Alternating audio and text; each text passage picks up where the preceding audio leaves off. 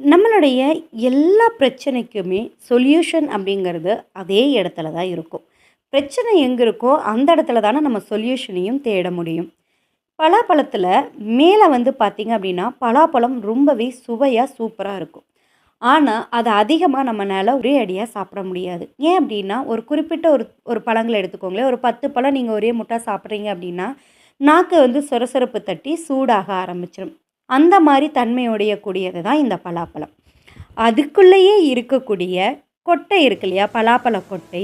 அந்த கொட்டைய நம்ம வேகிச்சு, அவிச்சு சாப்பிடுறது மூலியமா, அது நம்மளுடைய உடலுக்கு குளிர்ச்சிய தரக்கூடியது. ஸோ பாருங்க, அந்த இனிப்பா மேல பார்க்கறதுக்கு அழகா இருக்கிற பழம் சூடாவும், அதுக்குள்ளேயே வேஸ்ட்டா அடுத்த விதைப்பு தரக்கூடிய ஒரு சின்ன கொட்டைய வந்து நம்ம சமைச்சு சாப்பிடுறது மூலியமா, உடலுக்கு குளிர்ச்சியும் தருது. ஸோ எங்க பிரச்சனை இருக்கோ, அந்த இடத்துல உங்களுக்கான சொல்யூஷன நீங்க தேடுங்க.